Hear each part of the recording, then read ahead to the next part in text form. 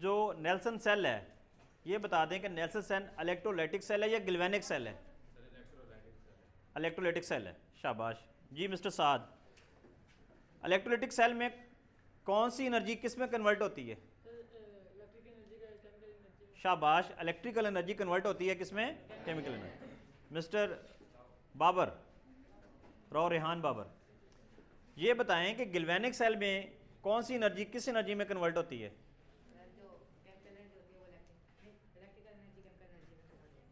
आप लगता है कंफ्यूज हो गए हैं, दोबारा सोचें, तसल्ली के साथ बताएं, आप घबरा क्यों रहे हैं जी प्लीज। शाबाश, केमिकल एनर्जी कन्वर्ट होती है।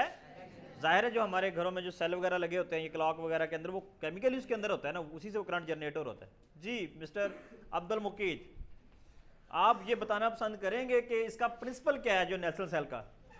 On industrial scale, caustic soda and sodium hydroxide NaOH is produced by electrolysis of brine solution, aqueous solution of brine. जी mister Farhan Khalid, what is aqueous solution? What do you mean by aqueous solution? Aqueous solution sir जी पानी के अंदर जो भी solution क्या नाम है NaOH तैयार किया जाए उसको यानी कि ब्राइन में कहते हैं।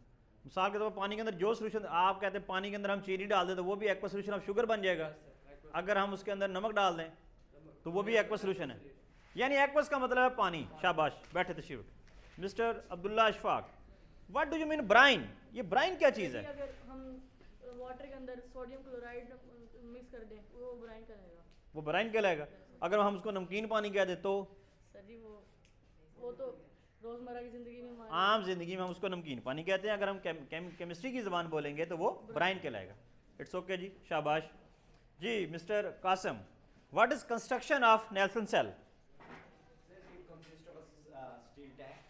ठीक है। And it is act as a cathode and perforated cathode है। आयरन का हमारे पास कैथोड होगा और इसके अलावा ग्रेफाइट का हमारे पास एनोड होगा। इसमें जो एनोड होगा वो किस चीज़ का बना होगा? वो ग्रेफाइट का बना होगा। ग्रेफाइट क्या होता है? ग्रेफाइट ये हमारे पास जैसे पेंसिल का, हमारे पास कच्ची पेंसिल नहीं होती, इसके जो सिक्का होता है जिसे हम ब्लैक कलर का कार्बन होता है, कार्बन ब्लैक का ये फॉर्म में होता है। तो मतलब ये कार्बन की एलोट्रोपिक फॉर्म है और ये एक्ट एज एनोड। जी जी।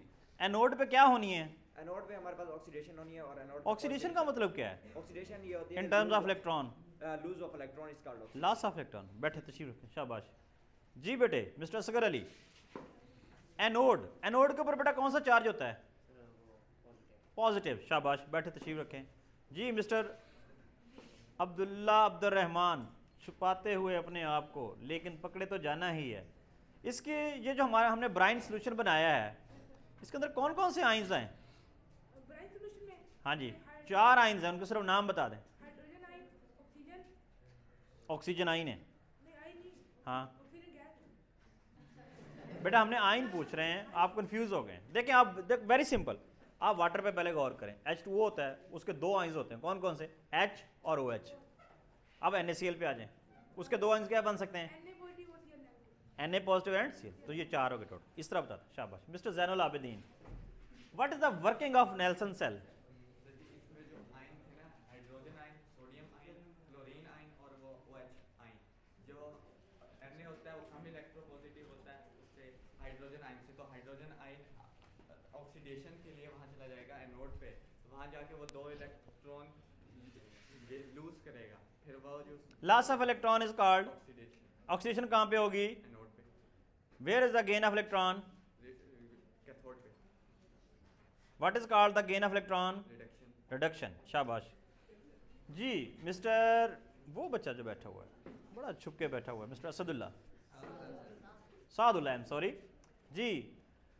सादुल्ला, ये बताएं कि इसमें जो है हाइड्रोजन आइन है वो कहाँ जाके डिस्चार्ज होंगे? हाइड्रोजन आयन एनोड पे जाएगा क्योंकि वहाँ पे वो एनोड हाइड्रोजन आयन कैथोड पे जाएगा, वहाँ पे अपने वहाँ देखिए आप कंफ्यूज हो रहे हैं, आप बड़ी तसल्ली के साथ जवाब दें। हाइड्रोजन आइन के ऊपर देखिए कौन सा चार्ज है? पॉजिटिव। चार्ज है वो कैथोड पे जाएगा और वहाँ पे रिडक्शन करेगा, रिडक्शन वाली gain of electron 2 electron gain करेगा और हाइड्रोजन गैस बन के वो डिस्चार्ज हो जाएगी। शाबाश, have a seat please. Mister Jain ji, ionization of brine क्या चीज़ है? सर आयनाइजेशन जब हम वाटर में सोडियम क्लोराइड ऐड करते हैं तो वो आयनाइजेशन, वो अपने आइंस में तकसीम हो जाता है। सोडियम क्लोराइड के आइंस क्या हैं जी? सोडियम Na पॉजिटिव और Cl नेगेटिव। अच्छा, ये जो Na पॉजिटिव है इसको आप आयन की कौन सी टाइप कहेंगे? कैटाइन कहेंगे या एनाइन कहेंगे? सर Na पॉजिटिव को हाँ जी, सर शाबाश। और क्लोराइड को क्या कहेंगे? Anion. Have a seat please. जी मिस्टर अब्दुल अहद, ब्राइन किसे कहते हैं? What do you mean by brine? Sodium chloride को अगर वाटर में ऐड कर दे तो क्या बन जाती है जी? ब्राइन बन जाता है। शाबाश। मिस्टर फैजान शाह, हाँ जी, आप सिर्फ इसके जो हैं हमें एनोड और कैथोड के रिएक्शन बता दें कि ऑक्सीडेशन कहाँ पे होनी है और रिडक्शन कहाँ पे होनी है और किस किस आइंस की होनी है। सबसे पहले जैसे हम क्लोरीन होता है, 4 आयन होते हैं, H आयन होता है, OH नेगेटिव आयन होता है, क्लोरीन आयन होता है और Na पॉजिटिव आयन होता है। ये जब जाते हैं ना उधर,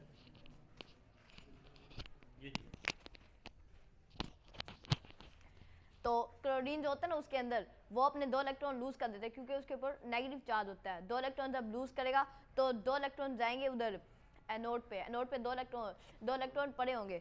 हाइड्रोजन एस के ऊपर पॉजिटिव चार्ज, 2 इलेक्ट्रॉन जो है वो कैथोड पे लूज करेगा क्योंकि कैथोड के ऊपर होता है कैथोड के ऊपर नेगेटिव चार्ज होता है। तो कैथोड, मैं कंफ्यूज हो रहा हूँ 2 सेकेंड। सबसे पहले जब क्लोरीन अंदर जाएगा उसके ऊपर एक्स्ट्रा होंगे इलेक्ट्रॉन्स क्योंकि उसके ऊपर नेगेटिव चार्ज है। वो जाएगा अपना एनोड पे चला जाएगा, उधर जाके 2 इलेक्ट्रॉन लूज कर देगा।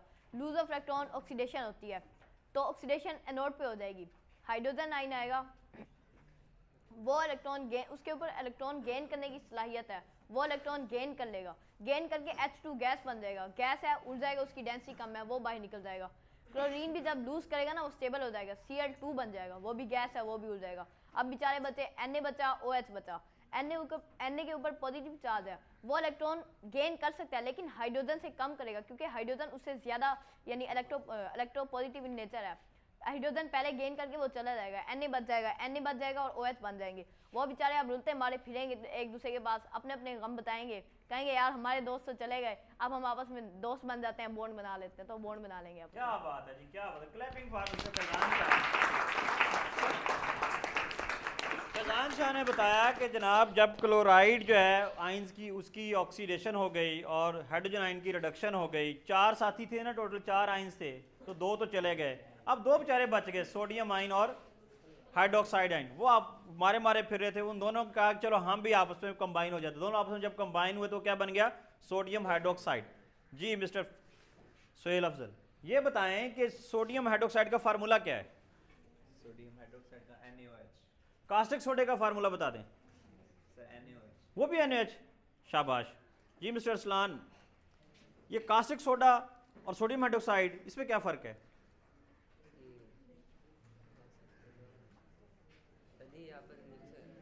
एक ही हैं, एक ही चीज़ के 2 नाम है। कास्टिक सोडा जो है इसका कमर्शियल नेम है, जबकि सोडियम हाइड्रोक्साइड जो है, सोडियम हाइड्रोक्साइड इसका केमिकल नेम है। जी मिस्टर उस्मान गनी, आज का जो हमने ये पढ़ा नेल्सन सेल, इसके बारे में थोड़ा सा ब्रीफली बता दें। इसमें इस सेल की मदद से हम कौन सा मेन प्रोडक्ट तैयार करते हैं? इससे हम सोडियम हाइड्रोक्साइड हमें मिलता है। इसमें हम NaCl डालते हैं इसके अंदर और हमें यहाँ से क्लोरीन गैस, हाइड्रोजन गैस और NaOH सोडियम हाइड्रोक्साइड। शाबाश, वेल डन। जी mister Hasan Mustafa, Nelson cell की वर्किंग बताएं ज़रा। सर वर्किंग में ये होता है कि जो एनाइंस होते हैं वो तो टुवर्ड्स मूव करते हैं कैथोड की तरफ, उससे ना ग्रेफाइट की तरफ जो है बढ़ जाती है। ग्रेफाइट क्या होता है? सर ग्रेफाइट एक टैंक होता है स्टील का। टैंक होता है स्टील का? ग्रेफाइट कार्बन का बना होता है, जैसे हमारे पेंसिल होती है ना, पेंसिल कच्ची पेंसिल, उसके अंदर सिक्का होता है वो ग्रेफाइट। एक्चुअली आपके साथ हुआ ये है कि मैं वो पीछे उस्मान गनी से सुन रहा था, तो ये साथ वाले दोस्त से गपशप में बिजी था, तो मैं अचानक इसकी तरफ आ गया। अब इसको पता नहीं चल रहा कि मुझसे पूछा क्या गया और मैंने बताना क्या है। बेटा एक्टिव होकर बैठा करें, जब आपसे क्वेश्चन पूछा जा रहा है तो बड़ी सिंपल सी बात है, क्लोरीन के ऊपर नेगेटिव चार्ज है तो वो एनोड की तरफ जाएगा और वहाँ जाके अपना इलेक्ट्रॉन रिलीज कर देगा, ऑक्सीडेशन होगी, oxidation take place at anode. बैठे तशरीफ रखें। Mister Taimur Amjad ji, can you tell me about the principal of the Nelson cell? On the industrial उधर से देख के नहीं बताना। on the industrial scale, caustic soda and sodium hydroxide, NaOH कितनी मरतबा NaOH आएगा भाई? is produced in electrolysis of the aqueous solution and produce brine. देखिए प्रोड्यूस ब्राइन नहीं होगा, ब्राइन की मदद से हमने सोडियम हाइड्रोक्साइड प्रोड्यूस करना है। देखें आप लोग ना रट्टा लगाते हैं अल्फाज को, वो सेम टू सेम हम जी वो किताब वाले अल्फाज, भाई उसकी ज़रूरत नहीं है।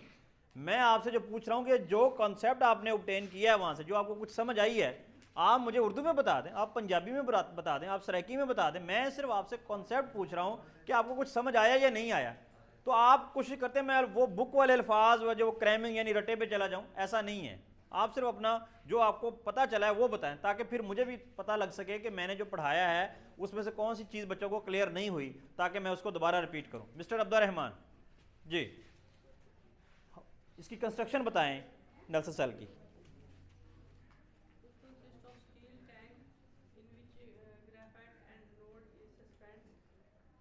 शाबाश, यस। अच्छा, वो जो यू शेप जो डायफ्राम है उसके अंदर कौन सा इलेक्ट्रोलाइट कौन सा होता है? NaOH तो हमारा प्रोडक्ट है जो हमने बनाया है।